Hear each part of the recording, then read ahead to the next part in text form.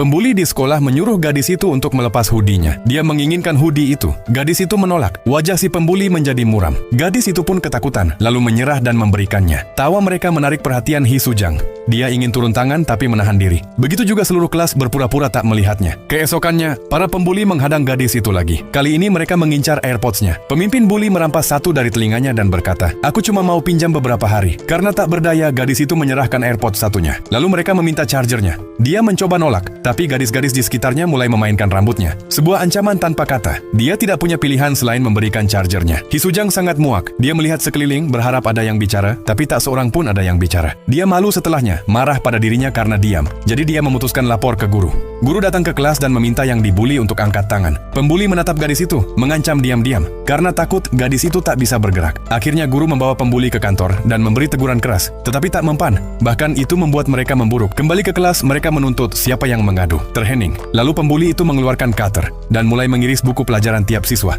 Memaksa si pelapor untuk mengaku. Hee Soo-jang melihat bukunya dirobek. Dalam hati marah, tapi tetap menahan diri. Tiba-tiba, siswa laki-laki berdiri, mencoba menghentikannya. Pacar pembuli itu maju, menendangnya hingga jatuh dan memukulnya di depan semua. Tak ada yang bicara. Semua menundukkan kepala. Hee Soo-jang mengepalkan tangan. Amarahnya meluap, tapi lagi-lagi dia menahan diri. Lalu dia menceritakan semua pada ayahnya. Ayahnya bilang, "Tahan diri. Apapun yang terjadi, jangan melawan." Namun pembuli itu makin parah. Mereka mengguyur gadis korban dengan air es, lalu menutup kepalanya dengan ember dan memukulnya. Itu jadi batas terakhir bagi Hee Soo-jang. Dia berdiri, menatap lurus si pembuli dan menyuruhnya untuk keluar. Seluruh kelas terkejut. Semua berlari ke jendela untuk nonton. Di luar, Hee Soo-jang membanting pembuli itu ke lumpur. Yang lain ikut menyerang, menendangnya, tapi dia tidak mundur. Pembuli itu berhasil lolos, mengambil batu dan melemparkannya ke Hee Soo-jang. Mengira dia sudah menang. Dia tersenyum. Namun, luka di kepala Hee Soo-jang sembuh seketika tepat di depan mata mereka. Terkejut, pembuli itu menyerang lagi. Hasilnya sama. Lukanya sembuh dalam sekejap. Akhirnya dia sadar, Hee Soo-jang bukanlah orang biasa. Ia pun jatuh ketakutan.